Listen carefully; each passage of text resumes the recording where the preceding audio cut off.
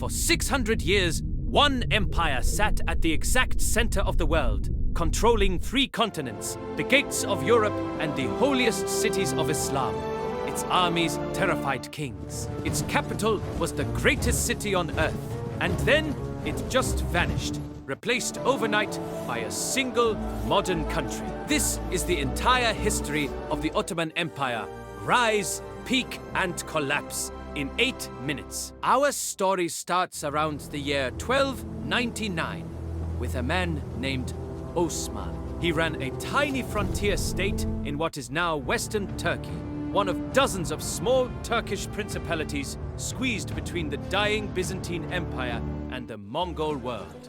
Nobody would have bet on him. But Osman's little state had 2 advantages. It sat right on the Byzantine border, perfect for raiding and growing, and it welcomed warriors, refugees, and ambitious men from everywhere. His successors took city after city. In 1326, they captured Bursa and made it their capital. By the late 1300s, the Ottomans had done something wild. They had leapfrogged into Europe, taking territory in the Balkans before they had even finished with Anatolia. In 1389, at the Battle of Kosovo, they shattered a Serbian-led coalition and announced themselves as the new power in southeastern Europe. Then, near disaster.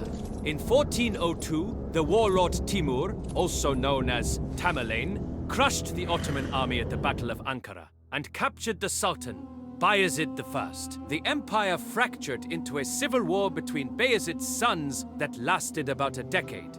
Most young empires would have died right here, but the Ottomans had built something deeper than one ruler. They had built a system. The state stitched itself back together, and within a generation, it was stronger than before. Which brings us to the most famous moment in Ottoman history. For 1,000 years, the city of Constantinople, capital of the Byzantine Empire, had been considered unconquerable, ringed by the most formidable walls in the world. In 1453, a 21-year-old sultan named Mehmed II decided he would be the one to take it.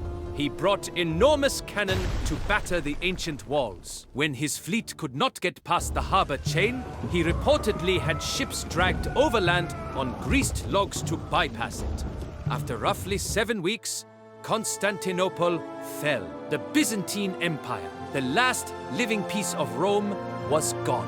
Mehmed, now called the Conqueror, made the city his capital. It became Istanbul, and the Ottoman Empire was no longer just a power.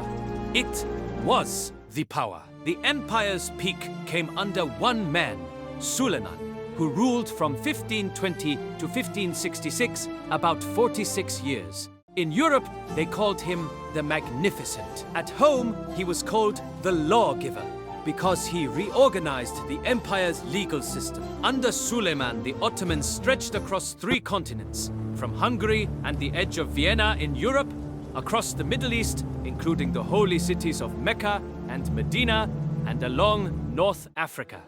In 1529, his army marched all the way to the walls of Vienna before being turned back. This was a genuine golden age. Art, architecture, poetry, and the great mosques designed by the architect Sinan. The Ottoman navy dominated the Mediterranean. The empire was rich, organized, and tolerant by the standards of its time. So, what goes wrong? Not one thing, many, slowly.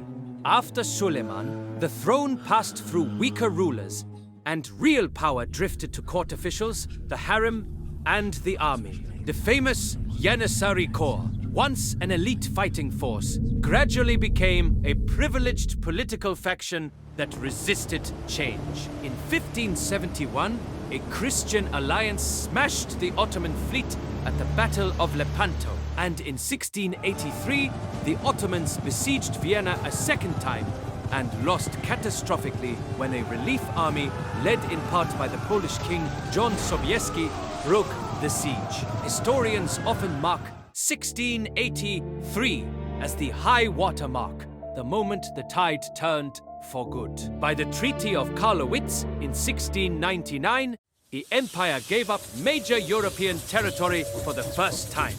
The expansion was over. Through the 1700s and 1800s, Europe industrialized and modernized fast, and the Ottomans struggled to keep up. They lost wars and territory to a rising Russia and to nationalist revolts. Greece won independence in the 1820s and 30s, and the Balkans gradually broke away. The empire tried to reform. The Tanzimat reforms of the mid-1800s modernized the law, the military, and the administration. But it was fighting the clock. European leaders started calling it the sick man of Europe, an empire everyone expected to die, kept alive partly because its rivals could not agree on how to divide it. The end came with the biggest war the world had ever seen. The Ottomans entered World War I on the side of Germany and the Central Powers, and lost. The war was brutal, and for the empire's minorities, catastrophic. When the war ended in 1918, the empire was occupied and carved up. But a general named Mustafa Kemal, later called Ataturk, led a national resistance movement. In 1922, the Sultanate was abolished. In 1923, the Republic of Turkey was declared, with Ataturk as its first president. After more than 600 years, the Ottoman Empire was officially gone, replaced by the modern nation of Turkey. But gone is not really the right word.